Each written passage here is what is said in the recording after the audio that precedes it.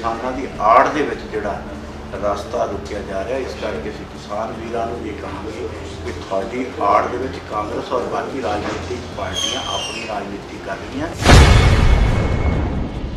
मैं इत्थों हुशियारपुर तो लैके मुक्तसर तक गया, मेरा तो किसी ने घराव नहीं किया। जो उन्होंने पुलिस के कोल असीं कहता सानूं लै जाओ, उदों घरा हो जाता, तो इसदा मतलब सानूं चाल समझ लेनी चाहिए।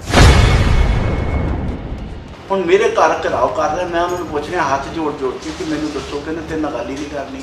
वो कहते ना तेरी सुननी है ना तेनों सुनाउणी है, तो उहदा तां कोई जवाब नहीं। कभी तुसीं किसी किसान नूं एक्ट की फलानी क्लॉज साडे लई घातक है कहते सुनिया नहीं सुनिया? क्यों कि उन्होंने पता ही नहीं बेचारियां नूं। वो तो सिर्फ ये आ कि बहुत मारता मारता, उन्होंने समझा कि मारता तेनों, बस वो गुमराह किया आ। ये तो गल पहले दिन तो तय की हुई थी, उन्होंने अंदरली जी खबर भी सानू आ रही थी कि उन्होंने जाना आ ताकि लोग ये ना कहन कि तुहानूं केंद्र बुला रहे हैं तो तुसीं जांदे नहीं, पर आपां उत्थे रौला पा के आना। ये तय करके गया थी। गल्लां तो उत्थे उन्होंने सुन भी रहे थे, उसका समाधान कर देंगे। ऐसा कोई व्यक्ति मैंने दस्से कि जिहड़ी उन्होंने गल सुनाई और जिहड़ी उन्होंने कहा कि असीं नहीं सुननी।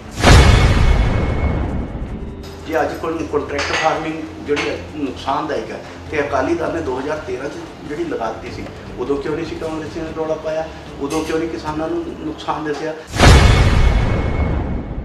किसान बिलों को लैके पंजाब में चल रहे किसान अंदोलन के उत्ते जिथे सब नूं अगे होके किसानों नूं समझाउण दे लई जां उन्हां दे विच जाण लई सब नूं अगे बीजेपी के जे कोई नेता ने तो उन्हें विजय सांपला, अज साडे नाल विजय सांपला मौजूद ने ते जो कि साबका केंद्रीय मंत्री ने भारत सरकार दे, ते वो अपने वालों पूरी कोशिश कर रहे हैं कि किसानों को समझाउण दी, अलग अलग मुद्दों के उत्ते जाके किसानों के विच बैठण की भी जिहड़ी आ वो गलबात कर रहे हैं।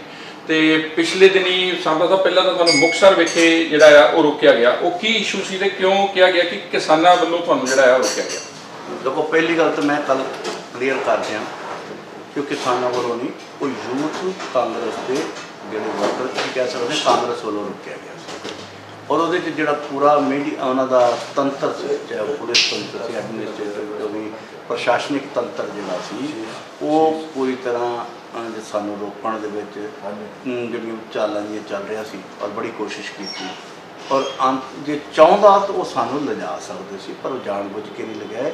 और उत्थे तक साडे अगे आण के इकट्ठे हो जाण, उन्होंने पूरा मौका भी दिता। पर जो असीं उत्थे पहुँचे तो 10 तो लोग सी और 40-45 बंदे जिहड़े साडे नाल, काफ़ी मान लो 5-6 गड्डियां साडे नाल पुलिस दीयां सी। सो उहदे नाल जे चाहुंदे तो कर सकते, पर उन्होंने उन्होंने क्योंकि उपर हुक्म सरकारी हुक्मों के कारण ये नहीं होया। पर कांग्रेस की सरकार का जो पूरी तरह दुरुपयोग होया। और असी इस करके गए थे कि दलित परिवार के बच्चे ने जो पेशाब पड़ा गया, और ये दोष भी असी नहीं लाए, ये जड़ियाँ सारिया चीज़ां उजागर भी तुहाडे मीडिया वालों ही कीतियां। और तुहाडियां मीडिया दी खबरां सुन के असीं उत्थे उन्हां दा हाल जानन नहीं जा रहे थे। और असीं कोई प्लानिंग दे नाल भी असीं आह करांगे वो करांगे नहीं सी। साडे असीं परिवार नूं मिलांगे और वापस आ जाएंगे। पर जिस तरीके नाल सरकार दा रोल रहा वो बड़ा ही असीं जिन्नी उहदी निंदा करिए उन्नी थोड़ी है। और सानू उत्थे तक जाण ही नहीं दिता। और जिहदे लई असीं आए असीं फिर सारिਆਂ ਨੂੰ अपील करांगे कि भी दलितां नूं अन्याय जिन्हां नाल होया उन्होंने इंसाफ दिवाउण लई असीं उत्थे जाना चाहुंदे हां। और सारिਆਂ ਨੂੰ ਅਸੀਂ अपील करांगे कि साडा रास्ता ना रोकिया जाए।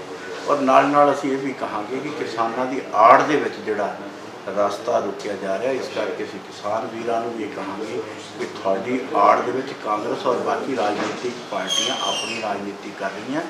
और कृपया सचेत होकर अपने जोड़ा डिसीजन जोड़ा वो सही डिसीजन उन्होंने और उन्होंने पिछे उन्होंने रास्ते लग के गुमराह ना हो। और जोड़ा जिहदे नाल अन्याय होया उन्होंने न्याय दिवाउण च साडा सहयोग करना। और तीसरा जोड़ा असीं ये कहांगे कि जो लोग दलितां दे हित दे विच अन्याय वाले व्यक्ति जिहदे नाल अन्याय होया उन्होंने न्याय दिवाउण च जोड़े साडे सकारात्मक रवैया रखते हैं, या असीं ये कहे कि ये जोड़े दलितां दे हितैषी ने वो साडा कभी भी रास्ता नहीं रोकेंगे।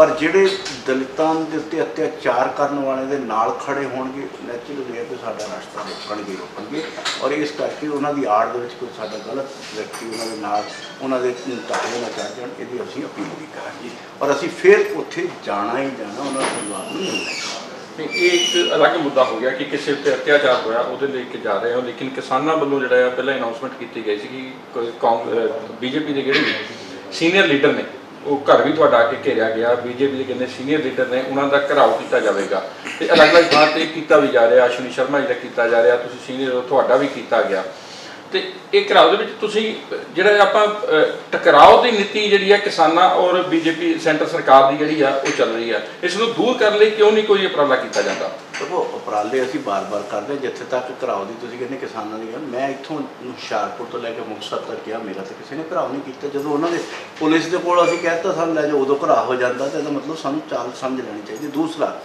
ਜਿਹੜਾ ਤੁਹਾਡਾ ਸੀ ਕਿਸਾਨਾਂ ਦੀ ਗੱਲ ਕਿਉਂ ਨਹੀਂ ਕੀਤੀ ਜਾਂਦੀ, ਅਸੀਂ ਤਾਂ ਬਾਰ-ਬਾਰ ਕਹਿ ਰਹੇ ਹਾਂ ਅਸੀਂ ਕਿਸਾਨਾਂ ਨਾਲ ਬੈਠਣਾ ਚਾਹੁੰਦੇ ਹਾਂ, ਅਸੀਂ ਸਮਝਣਾ ਚਾਹੁੰਦੇ ਹਾਂ। ਅੱਜ ਜੇ ਉਹਨਾਂ ਦੀ ਗੱਲ ਚਾਹੀਏ ਕਿਉਂ ਨਹੀਂ ਅਸੀਂ ਜਾ ਕੇ ਉਹਨਾਂ ਦੀ ਗੱਲ ਕਰਾਂਗੇ, ਅਸੀਂ ਉਹਨਾਂ ਦੇ ਹੱਥ, ਸਾਡੇ ਉਹ ਅੰਨਦਾਤਾ ਨੇ, ਅਸੀਂ ਉਹਨਾਂ ਦੇ ਵਚਨਬੱਧਤਾ, ਉਹਨਾਂ ਦੀ ਉੱਨਤੀ ਦੇ ਲਈ, ਉਹਨਾਂ ਦੀ ਆਮਦਨ ਦੁੱਗਣੀ ਹੋਵੇ ਉਹਦੇ ਲਈ ਕੰਮ ਕਰਨ ਨੂੰ ਤਿਆਰ ਹਾਂ। ਪਰ ਸਾਨੂੰ ਇੱਕ ਚੀਜ਼ ਹੈ ਕਿ ਦੱਸਣ ਤਾਂ ਸਹੀ। ਹੁਣ ਮੇਰੇ ਘਰ ਘਿਰਾਓ ਕਰ ਰਿਹਾ, ਮੈਂ ਉਹਨਾਂ ਨੂੰ ਪੁੱਛ ਰਿਹਾ ਹੱਥ ਜੋੜ ਕੇ ਕਿ ਮੈਨੂੰ ਦੱਸੋ, ਕਹਿੰਦੇ ਤੇਰੇ ਨਾਲ ਗੱਲ ਹੀ ਨਹੀਂ ਕਰਨੀ। ਜੇ ਗੱਲ ਹੀ ਨਹੀਂ ਕਰਨੀ ਤਾਂ ਮੈਂ ਉਹਨਾਂ ਦੀ ਗੱਲ ਕਿੱਦਾਂ ਸਮਝਾਂਗਾ? ਮੈਂ ਉਹਨਾਂ ਨੂੰ ਜਾਣੀ ਕਹਿ ਰਿਹਾ ਕਿ ਜਾਂ ਮੇਰੀ ਸੁਣ ਲਓ ਜਾਂ ਮੇਰੀ ਸੁਣਾ ਲਓ। ਉਹ ਕਹਿੰਦੇ ਨਾ ਤੇਰੀ ਸੁਣਨੀ ਹੈ ਨਾ ਤੈਨੂੰ ਸੁਣਾਉਣੀ ਹੈ, ਅਤੇ ਉਹਦਾ ਤਾਂ ਕੋਈ ਜਵਾਬ ਨਹੀਂ ਹੋ ਸਕਦਾ। ਪਰ ਮੈਂ ਵੀ ਨਾਲ ਕਹਾਂਗਾ ਕਿ ਜਿਨ੍ਹਾਂ ਨੂੰ 5-6 ਵਿਅਕਤੀਆਂ ਨੂੰ ਮੈਂ ਨਿੱਜੀ ਤੌਰ 'ਤੇ ਜਾਣਦਾ, ਉਹ ਐਸੇ ਵਿਅਕਤੀ ਸੀ ਜਿਨ੍ਹਾਂ ਦਾ ਕਿਸਾਨੀ ਨਾਲ ਦੂਰ ਦੂਰ ਤੱਕ ਲੈਣਾ ਦੇਣਾ ਨਹੀਂ, ਦਿਹਾੜੀ 'ਤੇ ਲਿਆਂਦੇ ਹੋ ਸੀਗੇ। ਸੋ ਮੈਂ ਉਹ ਵੀ ਵਿਅਕਤੀਆਂ ਨੂੰ ਜਾਣਦਾ ਜਿਨ੍ਹਾਂ ਨੂੰ ਵਿਅਕਤੀਗਤ ਰੂਪ 'ਚ ਵੀ ਜਾਣਦੇ। ਸੋ ਉਹਦੇ 'ਚ ਕਿਤੇ ਨਾ ਕਿਤੇ ਰਾਜਨੀਤਿਕ ਪਾਰਟੀਆਂ ਜਿਹੜਾ ਆ ਉਹ ਉਹਨਾਂ ਦਾ ਕਿਸਾਨਾਂ ਦਾ ਨਜਾਇਜ਼ ਫਾਇਦਾ ਚੁੱਕ ਕੇ ਆਪਣੀਆਂ ਰਾਜਨੀਤਿਕ ਰੋਟੀਆਂ ਸੇਕ ਰਹੀਆਂ ਨੇ, ਜਿਹਦੇ ਤੋਂ ਮੈਂ ਕਹਾਂਗਾ ਕਿ ਕਿਸਾਨ ਵੀਰਾਂ ਨੂੰ ਸੁਚੇਤ ਵੀ ਰਹਿਣਾ ਚਾਹੀਦਾ। ਅਗਰ ਸਮੱਸਿਆ ਹੈ ਕੋਈ ਐਕਟ ਦੇ ਉੱਤੇ, ਕਦੀ ਤੁਸੀਂ ਕਿਸੇ ਕਿਸਾਨ ਨੂੰ ਐਕਟ ਦੀ ਫਲਾਨੀ ਕਲੌਜ਼ ਸਾਡੇ ਲਈ ਘਾਤਕ ਹੈ ਤਾਂ ਕਹਿੰਦੇ ਸੁਣਿਆ ਨਹੀਂ ਸੁਣਿਆ ਹੋਏਗਾ। ਕਿਉਂ? ਕਿ ਉਹਨਾਂ ਨੂੰ ਪਤਾ ਹੀ ਨਹੀਂ ਵਿਚਾਰਿਆਂ ਨੂੰ। ਉਹ ਤਾਂ ਸਿਰਫ ਇਹ ਆ ਕਿ ਬਹੁਤ ਮਾਰਤਾ ਉਹਨੂੰ ਸਮਝਿਆ ਕਿ ਮਾਰਤਾ ਤੈਨੂੰ ਬਸ। ਉਹ ਗੁੰਮਰਾਹ ਕੀਤਾ ਆ। ਇਹ ਉਸ ਤਰੀਕੇ ਨੇ ਗੁੰਮਰਾਹ ਕੀਤਾ ਜਿੱਦਾਂ ਭਾਖੜਾ ਡੈਮ ਬਣਿਆ ਸੀ ਅਤੇ ਜਿਹੜੇ ਬਹੁਤ ਸਾਰੀਆਂ ਪਾਰਟੀਆਂ ਜਿਹੜੀਆਂ ਸੀ ਰਾਜਨੀਤਿਕ ਪਾਰਟੀਆਂ, ਉਹਨਾਂ ਨੇ ਇੱਥੇ ਸ਼ੋਰ ਮਚਾਇਆ ਸੀ ਕਿ ਜਿਹੜਾ ਪਾਣੀ ਡੈਮ ਬਣਨਾ, ਜਿਹੜਾ ਪਾਣੀ ਮਿਲਣਾ ਕਿਸਾਨਾਂ ਨੂੰ, ਉਹਦੇ 'ਚੋਂ ਬਿਜਲੀ ਤਾਂ ਕੱਢ ਲੈਣੀ ਹੈ, ਫੋਕਾ ਪਾਣੀ ਦੇਣਾ ਹੈ ਤੁਹਾਨੂੰ। ਵੀ ਜਦੋਂ ਮੈਂ ਕਹਾਂਗਾ ਸੁਣ ਕੇ ਇਹ ਹਾਸਾ ਲੱਗੇਗਾ ਅੱਜ ਦੇ ਯੁੱਗ 'ਚ, ਪਰ ਇਹ 10 ਸਾਲ ਕਮਿਊਨਿਸਟ ਪਾਰਟੀ ਨੇ ਔਰ ਵਿੱਚ ਹੋਰ ਪਾਰਟੀਆਂ ਨੇ ਇਹ ਰੌਲਾ ਪਾਇਆ। ਅੱਜ ਉਹੀ ਕਿਸਾਨ ਉੱਥੋਂ ਬਿਜਲੀ ਲੈਣ ਦੀ ਜਿਹੜੀ ਗੱਲ ਕਰ ਰਿਹਾ, ਅੱਜ ਉਸੇ ਨਹਿਰ ਦਾ ਪਾਣੀ ਲੈਣਾ ਜਿਹੜਾ ਕਹਿ ਰਿਹਾ ਕਿ ਸਾਨੂੰ ਪਾਣੀ ਦਿਓ, ਭਾਵ ਅੱਜ ਕਿਸਾਨ ਸਮਝ ਗਿਆ। ਪਰ ਸਮਝਣ ਨੂੰ ਕਿੰਨਾ ਟਾਈਮ ਲੱਗਿਆ? 10 ਸਾਲ ਉਹਨਾਂ ਦੀ ਰਾਜਨੀਤਿਕ ਚੱਲੀ। ਜਦੋਂ ਕੰਪਿਊਟਰ ਯੁੱਗ ਆਇਆ ਅਤੇ ਇਹੀ ਜਿਹੜੇ ਕਾਂਗਰਸ ਦੇ ਜਿਹੜੇ ਉਸ ਵੇਲੇ ਨਹਿਰੀ ਤਾਂ ਬਿਜਲੀ ਪਾਣੀ ਦੇ ਵਿੱਚ ਫਰਕ ਦੱਸਦੇ ਸੀ, ਇਹ ਕਹਿ ਰਹੇ ਸੀ ਕਿ ਕੰਪਿਊਟਰ ਜਿਹੜਾ ਆ ਇਹ ਬਹੁਤ ਬੇਰੁਜ਼ਗਾਰੀ ਫੈਲਾਏਗਾ। ਪਰ ਅੱਜ ਸਭ ਤੋਂ ਜ਼ਿਆਦਾ ਰੁਜ਼ਗਾਰ ਕੋਈ ਦੇ ਰਿਹਾ ਕੰਪਿਊਟਰ। ਇਸ ਲਈ ਜੇ ਤੁਸੀਂ ਵੀ ਰਿਕਾਰਡਿੰਗ ਕਰ ਰਹੇ ਤਾਂ ਕੰਪਿਊਟਰ ਦੇ ਯੁੱਗ ਦਾ ਫਾਇਦਾ ਲੈ ਰਹੇ ਹੋ। ਸੋ ਇਹ ਜਿਹੜੇ ਭਰਮ ਭੁਲੇਖੇ ਪਾਉਣ ਵਾਲੇ ਆ, ਕਿਉਂਕਿ ਮੈਂ ਇਹ ਗੱਲ ਤਾਂ ਕਹਿ ਰਿਹਾ ਕਿ ਮੈਨੂੰ ਬਹੁਤ ਸਾਰਿਆਂ ਨੇ ਕਿਹਾ ਕਿ ਜਦ ਕਿਸਾਨਾਂ ਨੂੰ ਇਹਦਾ ਲਾਹਾ ਲੈਣਾ ਹੀ ਨਹੀਂ ਚਾਹੁੰਦੇ, ਤੁਸੀਂ ਕਿਉਂ ਜ਼ਬਰਦਸਤੀ? ਜੇ ਕਾਂਗਰਸ ਸਰਕਾਰ ਕਿਸਾਨਾਂ ਦੀ ਮਰਜ਼ੀ ਤੋਂ ਬਿਨਾਂ ਭਾਖੜਾ ਡੈਮ ਬਣਾ ਕੇ ਕਿਸਾਨਾਂ ਦੇ ਫਾਇਦੇ ਦੀ ਗੱਲ ਕਰ ਸਕਦੀ ਹੈ, ਅਤੇ ਬੀਜੇਪੀ ਵੀ ਤਾਂ ਕਿਸਾਨਾਂ ਦੇ ਹਿੱਤ ਦੀ ਗੱਲ ਇਸ ਕਰਕੇ ਕਿ ਉਸ ਵੇਲੇ ਕਮਿਊਨਿਸਟ ਪਾਰਟੀ ਜਾਂ ਦੂਸਰੀਆਂ ਪਾਰਟੀਆਂ ਕੋਈ ਭੁਲੇਖੇ ਪਾ ਸਕਦੀ ਸੀ। ਪਰ ਉਹਦਾ ਮਤਲਬ ਇਹ ਹੈ ਕਿ ਸੱਚਾਈ ਜਿਹੜੀ ਆ ਫਾਇਦੇਮੰਦ ਨਹੀਂ ਹੁੰਦਾ।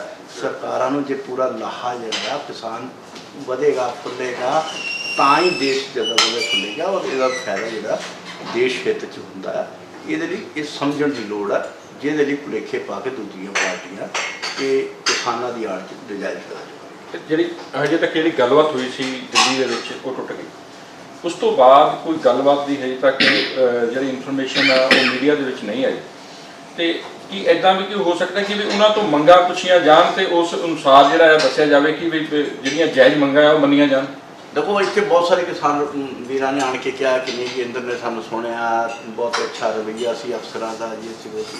ਪਰ ਅਖੀਰ ਦੇ ਉੱਤੇ ਮੈਂ ਜਿਹੜੀ ਹੈ ਇਹ ਤਾਂ ਗੱਲ ਪਹਿਲੇ ਦਿਨ ਤੋਂ ਤੈਅ ਕੀਤੀ ਹੋਈ ਸੀ। ਉਹਨਾਂ ਦੀ ਅੰਦਰਲੀ ਜਿਹੜੀ ਖਬਰ ਵੀ ਸਾਨੂੰ ਇਹ ਆ ਰਹੀ ਸੀ ਕਿ ਉਹਨਾਂ ਨੇ ਜਾਣਾ ਆ ਤਾਂ ਕਿ ਲੋਕ ਇਹ ਨਾ ਕਹਿਣ ਕਿ ਤੁਹਾਨੂੰ ਕੇਂਦਰ ਬੁਲਾ ਰਿਹਾ ਅਤੇ ਤੁਸੀਂ ਜਾਂਦੇ ਨਹੀਂ। ਪਰ ਆਪਾਂ ਉੱਥੇ ਰੌਲਾ ਪਾ ਕੇ ਆਣਾ ਇਹ ਤੈਅ ਕਰਕੇ ਗਿਆ ਸੀ। ਗੱਲਾਂ ਤਾਂ ਉੱਥੇ ਉਹਨਾਂ ਦੀਆਂ ਸੁਣ ਵੀ ਰਹੇ ਸੀ, ਉਹਦਾ ਸਮਾਧਾਨ ਕਰ ਦਿੰਦੀ। ਐਸਾ ਕੋਈ ਵਿਅਕਤੀ ਮੈਨੂੰ ਦੱਸੇ ਕਿ ਜਿਹੜੀ ਉਹਨਾਂ ਨੇ ਗੱਲ ਸੁਣਾਈ ਔਰ ਜਿਹੜੀ ਉਹਨਾਂ ਨੇ ਕਿਹਾ ਕਿ ਅਸੀਂ ਨਹੀਂ ਸੁਣਨੀ। ਆਖਰ ਸਰਕਾਰ ਨੇ ਕੁਝ ਅਫੀਸਰ ਨੁਮਾਇੰਦੇ ਨਾਮਜ਼ਦ ਕੀਤੇ, ਇਸ ਕਰਕੇ ਕੀਤੇ ਕਿ ਤੁਸੀਂ ਉਹਦੀ ਗੱਲ ਤੈਅ ਕਰਕੇ ਉਹਨਾਂ ਦੀ ਸੁਣੋ ਔਰ ਸਾਨੂੰ ਫੀਡਬੈਕ ਦਿਓ ਤਾਂ ਕਿ ਅਸੀਂ ਉਹਦੇ ਉੱਤੇ ਡਿਸੀਜਨ ਲੈ ਸਕੀਏ। ਤਰੀਕਾ ਵੀ ਇਹੀ ਹੁੰਦਾ ਹੈ, ਸਾਰਿਆਂ ਨੂੰ ਪਤਾ, ਸਾਰੀਆਂ ਰਾਜਨੀਤਿਕ ਪਾਰਟੀਆਂ ਨੂੰ ਪਤਾ ਤਰੀਕਾ ਇਹੀ ਹੁੰਦਾ ਹੈ।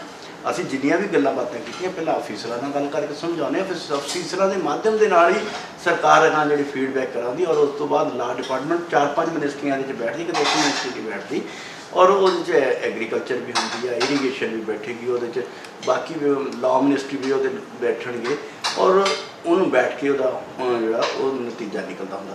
ਪਰ ਉਹਦੀ ਸਾਰੀ ਦੀ ਫੀਡਬੈਕ ਦੇਣ ਲਈ ਪਹਿਲਾਂ ਅਫਸਰ ਹੀ ਬੈਠਦੇ ਨੇ ਔਰ ਉਸੇ ਤਰੀਕਾ ਸੀ। ਔਰ ਇਹ ਤਾਂ ਸਿਰਫ ਜਿਨ੍ਹਾਂ ਨੇ ਰੌਲਾ ਪਾਇਆ, ਬੇਇੱਜ਼ਤ ਕੀਤਾ, ਇਹ 70 ਸਾਲਾਂ ਤੋਂ ਤਾਂ ਬੇਇੱਜ਼ਤ ਕਰਦੇ ਆਏ। ਅੱਜ ਤੱਕ ਪੰਜਾਬ ਦੇ ਵਿੱਚ ਜਿੰਨੀਆਂ ਮੀਟਿੰਗਾਂ ਹੁੰਦੀਆਂ ਅਫਸਰ ਹੀ ਕਰਦੇ ਰਹੇ ਨੇ। ਇਹ ਕੀ ਬੇਇੱਜ਼ਤ ਕਰਦੇ ਸੀ? ਅਕਾਲੀ ਦਲ ਰੌਲਾ ਪਾਉਂਦਾ ਆ ਤੇ ਜਿਹੜੀਆਂ ਇਹਨਾਂ ਨੇ ਅਫਸਰਾਂ ਦੇ ਥਰੂ ਮੀਟਿੰਗਾਂ ਕੀਤੀਆਂ ਕਿ ਇਹ ਸਾਰੀਆਂ ਨੂੰ ਬੇਇੱਜ਼ਤ ਕਰਦੇ ਸੀ। ਜੇ ਅੱਜ ਕੋਈ ਕੰਟਰੈਕਟ ਫਾਰਮਿੰਗ ਜਿਹੜੀ ਨੁਕਸਾਨਦਾਇਕ ਹੈ ਤੇ ਅਕਾਲੀ ਦਲ ਨੇ 2013 'ਚ ਜਿਹੜੀ ਲਗਾ ਦਿੱਤੀ ਸੀ, ਉਦੋਂ ਕਿਉਂ ਨਹੀਂ ਸੀ ਕਾਂਗਰਸੀਆਂ ਨੇ ਰੌਲਾ ਪਾਇਆ? ਉਦੋਂ ਕਿਉਂ ਨਹੀਂ ਕਿਸਾਨਾਂ ਨੂੰ ਨੁਕਸਾਨ ਦੱਸਿਆ? ਜੇ 2017 ਦੇ ਵਿੱਚ ਕਾਂਗਰਸ ਨੇ ਲਾਗੂ ਕਰਤਾ ਖੁੱਲੀ ਮੰਡੀ ਦਾ, ਓਪਨ ਮਾਰਕੀਟਿੰਗ ਦਾ, ਤੇ ਉਸ ਵੇਲੇ ਕਿਸਾਨਾਂ ਨੂੰ ਕਿਉਂ ਨਹੀਂ ਨਜ਼ਰ ਆਇਆ? ਉਸ ਵੇਲੇ ਅਕਾਲੀ ਦਲ ਨੂੰ ਕਿਉਂ ਨਹੀਂ ਵਿੱਚ ਨੁਕਸਾਨ ਲੱਗਿਆ? ਉਸ ਵੇਲੇ ਜਿਸ ਕਾਂਗਰਸ ਜਿਹੜੀ ਹੁਣ ਰੌਲਾ ਪਾਉਣ ਡਈ ਆ ਉਦੋਂ ਕਾਂਗਰਸ ਨੂੰ ਕਿਉਂ ਨਹੀਂ ਰੌਲਾ? ਇਹ ਸਿਰਫ ਰਾਜਨੀਤੀਕਰਨ ਆ। ਹਕੀਕਤ ਕਿਸਾਨਾਂ ਦਾ ਕੋਈ ਇਹਦੇ 'ਚ ਨੁਕਸਾਨ ਨਹੀਂ ਹੈ, ਸਿਰਫ ਉਹ ਗੁੰਮਰਾਹ ਹੋ ਚੁੱਕੇ ਆ। ਔਰ ਜੇ ਮੈਂ ਕਹਿੰਦਾ ਕਿ ਕਲਾਸ ਬਾਈ ਕਲਾਸ ਮੈਂ ਬੈਠ ਕੇ ਉਹਦੀ ਗੱਲ ਦਾ ਜਵਾਬ ਦੇਣ ਨੂੰ ਤਿਆਰ ਹਾਂ।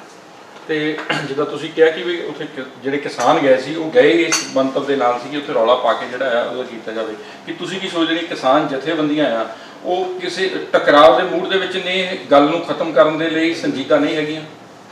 ਦੇਖੋ, ਇਹਨਾਂ ਚੀਜ਼ਾਂ ਤੋਂ ਤਾਂ ਇਹ ਲੱਗਦਾ ਕਿ ਉਹ ਰਾਜਨੀਤਿਕ ਜਿਹੜੀਆਂ ਪਾਰਟੀਆਂ ਤੋਂ ਪ੍ਰੇਰਿਤ ਨੇ। ਰਾਜਨੀਤਿਕ ਪਾਰਟੀਆਂ ਜਿਹੜੀਆਂ ਨੇ ਉਹ ਧਰਨੇ ਚਲਾ ਰਹੀਆਂ, ਰਾਜਨੀਤਿਕ ਪਾਰਟੀਆਂ ਹੀ ਤੋਂ ਪ੍ਰੇਰਿਤ ਨੇ। ਔਰ ਮੈਂ ਸਾਰੀਆਂ ਰਾਜਨੀਤਿਕ ਧਰਨਿਆਂ ਦੇ ਵਿੱਚ ਜਾਂ ਤਾਂ ਕਾਂਗਰਸ, ਅਕਾਲੀ ਦਲ, ਜੇ ਦੇਖੋ ਉਹਦੇ ਝੰਡੇ ਲਾਲ, ਮੇਰੇ ਘਰ ਜਿਹੜੇ ਲੈ ਕੇ ਅਰਜਨ ਸਾਰੇ ਲਾਲ ਝੰਡੇ ਲੈ ਕੇ ਬੈਠੇ। ਲਾਲ ਝੰਡੇ ਲੈ ਕੇ ਕੌਣ ਬੈਠਦਾ? ਉਹ ਬੈਠੇ ਸੀ ਜਿਹੜੇ ਕਮਿਊਨਿਸਟ ਪਾਰਟੀ ਸੀ। ਜਿਹੜੇ ਉਹਨਾਂ 'ਚ ਬੈਠੇ ਕੌਣ ਆ? ਕਾਂਗਰਸ ਦੇ ਆਗੂ ਬੈਠੇ। ਉਹਨਾਂ 'ਚ ਬੈਠੇ ਕੌਣ ਆ? ਅਕਾਲੀਆਂ ਦੇ ਆਗੂ। ਸੋ ਸਿੱਧਾ ਹੈ ਕਿ ਉਹ ਰਾਜਨੀਤਿਕ ਪ੍ਰੇਰਿਤ ਧਰਨੇ ਆ। ਹਕੀਕਤ 'ਚ ਨੁਕਸ ਮੈਨੂੰ ਦੱਸਣ, ਅਸੀਂ ਉਹਦਾ ਨੁਕਸ ਦਾ ਹੱਲ ਕਰਨਾ।